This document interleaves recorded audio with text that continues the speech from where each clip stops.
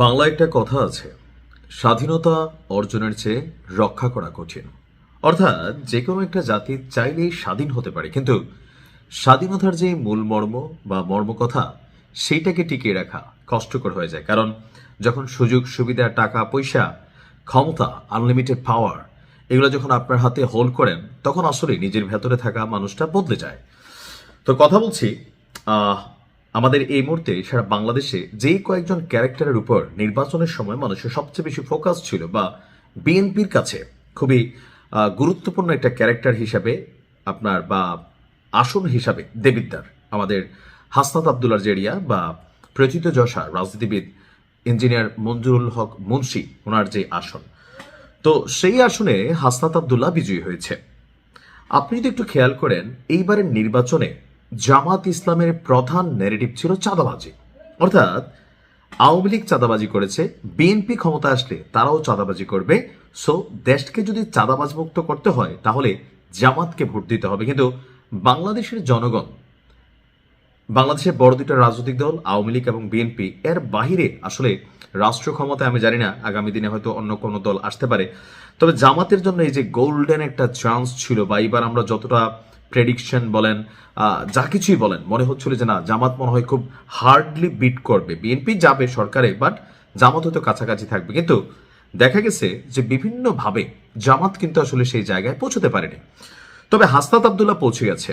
এখন এই যে চাঁদাবাজির ন্যারেটিভটা, আপনি তো জনাব তারেক রহমানের বক্তব্য শোনেন 31 দফা, বা বিএনপির একদম ঊর্ধ্বতন কর্তৃপক্ষ যারা নির্বাচন নিয়ে বারবার কথা বলছিল। আপনি নাসিরুদ্দিন পাটোয়ারির আসনটা দেখেন, মির্জা আব্বাসকে চাঁদাবাজ, গ্যাংস্টার, এই সেই বানায় নাসিরুদ্দিন পাটোয়ারি একটা ন্যারেটিভ তৈরি সৃষ্টি করেছিল, পিনাকি সৃষ্টি করেছিল, ইলিয়াস সৃষ্টি করেছিল, কিন্তু জনগণ কিন্তু ওনারাই বাইছা নিল। তবে হাসনাত আবদুল্লাহকে বেছে নেওয়ার পিছনে আমার কাছে মনে হয় যে এলাকার মানুষের একটা প্রধান পারসেপশন ছিল যে বিভিন্নভাবে হাসনাত আবদুল্লাহ, আমিও বলছি এনসিপি থেকে আমি জাস্ট দুইটা ক্যারেক্টারে পছন্দ করতাম, একটা হচ্ছে হাসনাত আর একটা হচ্ছে তাসনিম, যারা যারা আমার নিউজ দেখেন। তো হাসনাত আসলে আমাদের বাংলাদেশের রাজনীতিতে হয় কি পরিবর্তন। সো আমরা আশা করি এবার পরিবর্তন আসবে। দেখেন, আপনি সরকারে গেছেন, এমপি হয়েছেন, কিন্তু জনগণ আপনার কাছে যে জিনিসগুলো চায় সেটার মধ্যে প্রধান হচ্ছে বাংলাদেশকে চাঁদাবাজ মুক্ত দেখতে চায়। যে আমি আমার একটা কাজ করব লিগেল ওয়েতে, আমি ব্যবসা করব, আমি সরকারি ফি দিব, আমি যেটা আছে ট্যাক্স দিব, সব কিছু দেবো, কিন্তু কোনো একটা ব্যবসা করতে গেলে, কোনো একটা কর্ম করতে গেলে, বা রাস্তায় একটা সিএনজি চালাইতে গেলে, এই যে বিভিন্ন জায়গায় নামে বেনামে বিভিন্ন ওয়েতে এই যে টাকা পয়সা নেওয়া হয়, এগুলোতে মানুষ বিরক্ত। তারেক রহমানের 31 দফার মধ্যে এটা কিন্তু খুবই গুরুত্বপূর্ণ একটা দফা, যে বিএনপি এবার ক্ষমতায় গেলে ভিন্ন রকম বাংলাদেশ আমরা দেখব, because he has a plan. তো আমরা ওই প্ল্যানের অপেক্ষায় যখন আছি, তখন হাসনাত আবদুল্লাহ তার প্ল্যান প্রকাশ করে দিয়েছে।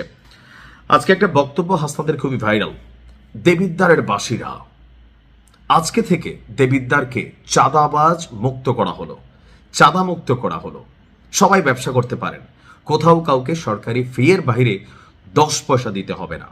আর কেউ যদি এখানে টাকা পয়সা দাবি করে তাহলে কি করতে হবে, তাকে বাইধা রাইখা হাসনাতকে খবর দিতে হবে। ইভেন যারা হাসনাতের নির্বাচনে খেটেছে, এখন আমাদের বাংলাদেশের রাজনৈতিক কালচার কোনটা, যে যেমন ধরেন যখন নির্বাচন আসে তখন এক শ্রেণীর মানুষ ফান্ডিং করে এমপি সাহেবকে, কেন, যে উনি ক্ষমতায় গেলে এই এলাকার যে বিভিন্ন উন্নয়নমূলক কর্মকাণ্ড হবে অথবা নানান ধরনের সিন্ডিকেট ইস্যু আছে, এগুলোতে তিনি সুবিধা ভোগ করবেন।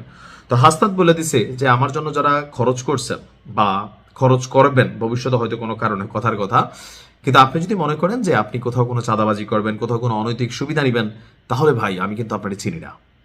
এই কথাটা বলার জন্য একটু সাহস লাগে। তো আমি মনে করি যে 17 বছর পর যে নির্বাচন হয়েছে, আবার এই নির্বাচনকে আওয়ামী লীগ বয়কট করেছে, আগে বিএনপি বয়কট করতো, ডাজন্ট ফ্যাক্ট। তো নির্বাচন হয়েছে, একটা সরকার গঠিত হতে যাচ্ছে। আমরা আশা করি যে অতীত থেকে বিএনপি শিক্ষা নিবে, কারণ বাংলাদেশের মধ্যে এখন একটা ভাইব তৈরি হয়েছে। আমরা চাই বাংলাদেশ চাঁদাবাজ মুক্ত হোক।